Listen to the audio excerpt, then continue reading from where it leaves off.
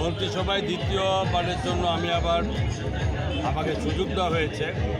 তার জন্য অবশ্যই আমার ভারতীয় জনতা পার্টি এবং রাজ্যের মাননীয় মুখ্যমন্ত্রী ডক্টর মানিক সাহাকে আমার হার্দিক অভিনন্দন শুভেচ্ছা জ্ঞাপন করছি।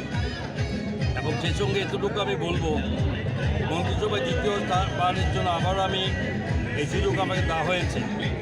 তার জন্য অবশ্যই এই কৃতজ্ঞতা, তার ধন্যবাদ, অভিনন্দন, শ্রদ্ধা, ভালোবাসা, এটা প্রথমে যাদের প্রাপ্ত সে হচ্ছে আমার অগণিত যারা আমার এখানকার কার্যকর্তা আছে ভারতীয় জনতা পার্টি, মহিলা, বিশেষ করে মহিলারা, যুবরা, বয়স্ক ব্যক্তিবর্গ সকলের, এবং আমাদের যারা পদাধিকারী মণ্ডল প্রেসিডেন্টদের শুরু করে পৃষ্ঠা প্রমুখ পর্যন্ত সমস্ত কার্যকর্তার অগাধ পরিশ্রম এবং যত নিষ্ঠার সঙ্গে যারা কাজ করেছেন।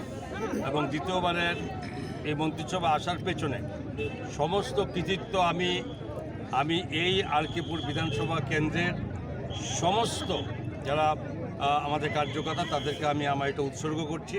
এই কারণে তাদের আন্তরিক ভালোবাসা, শ্রদ্ধা, বিশ্বাস এবং সরকারের সমস্ত কাজের প্রতি অগাধ সমর্থন যেটা রেখেছে, তার পরিণতি আবারও দ্বিতীয় মন্ত্রিসভা।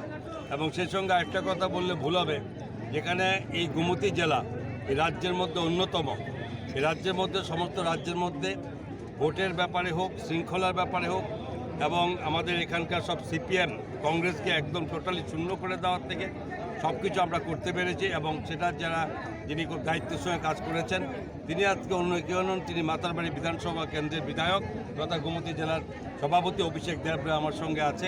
এখন এই কৃতজ্ঞতার সঙ্গে আমি গোমতী জেলার সভাপতিকে আমার কৃতজ্ঞতা জ্ঞাপন করছি, কারণ সুন্দর সুষ্ঠুভাবে এবং সকলের থেকে অন্যরকমভাবে যিনি আমাদের এই সংগঠনকে পরিচালনা করেছেন।